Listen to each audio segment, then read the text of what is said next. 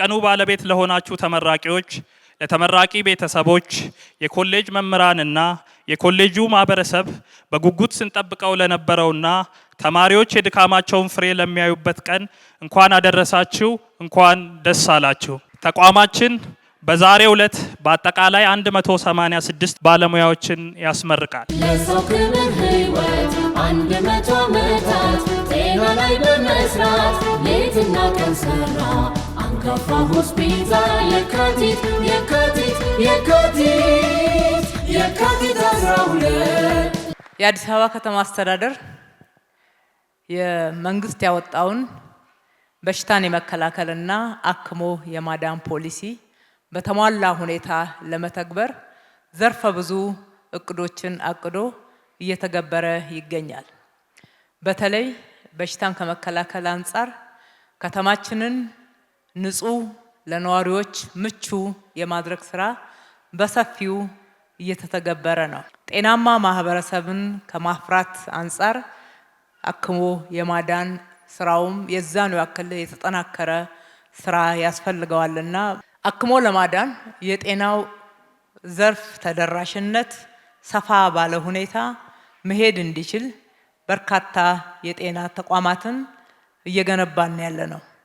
ሪፈራል ሆስፒታሎችን ለመጨመር በኮልፌ ቤቴል አካባቢ ትልቅ ሪፈራል ሆስፒታል በማጠናቀቅ ላይ እንገኛለን። በንፋስ ስልክ ላፍቶ የላፍቶ ሪፈራል ሆስፒታል በማጠናቀቅ ላይ እንገኛለን።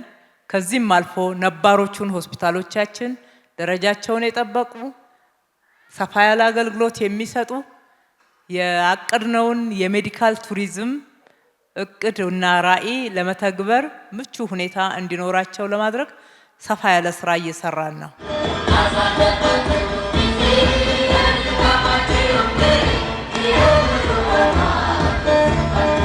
ሆስፒታል ገንብተን እጅግ የሚያማምሩ ህንፃዎችን አዘጋጅተን የሕክምና መገልገያ በተሟላ ሁኔታ ካልቀረበና ዘመኑን የዋጀ ካልሆነ ምንለውን የጤና ቱሪዝም መዳረሻነትና ጤናማ ማህበረሰብን ማፍራት ማህበረሰቦቻችንን በሚገባ አክቦ ማዳን አይቻልም።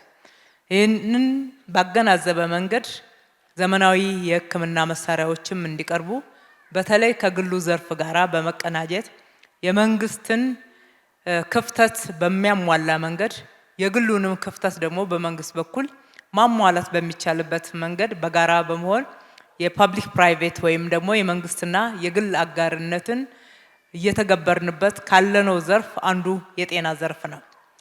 በግልም የሚሰሩ ስራዎችን በዛው ልክ እያበረታታን ነው። እነኚህን ሁሉ ስራዎች ሰርተን በቂ የተማረ የሰለጠነ የሰው ኃይል ካላቀረብን ግን አሁንም ስራችን የተሟላ ሊሆን አይችልም። በዘርፉ እጅግ በጣም ቁልፍ ነው የምንለው የተማረ የሰለጠነ የሰው ኃይል ማቅረብ ነው። እናንተ ዛሬ የተመረቃችሁ የካቲት 12 ሆስፒታል ሜዲካል ኮሌጅ ተመራቂዎች እጅግ በጣም ደስ የተሰኘንበት በዘርፉ ያለውን ክፍተት እንድታሟሉ ኃላፊነት የተጣለባችሁ ናቸው። ስለዚህ በአገልግሎት ጊዜያችሁ ሰውን የማዳን ጤናማ ማህበረሰብን የማፍራት ትልቅ የከበረ ሙያ የተቀላቀላችሁ ስለሆነ በድጋሚ እንኳን ደስ ያላችሁ ማለት እወዳለሁ። ለጤናው ሴክተር ውጤታማነት ጉልህ ሚና የሚጫወተው የሰለጠነ የጤና ባለሙያ መሆኑ ይታወቃል።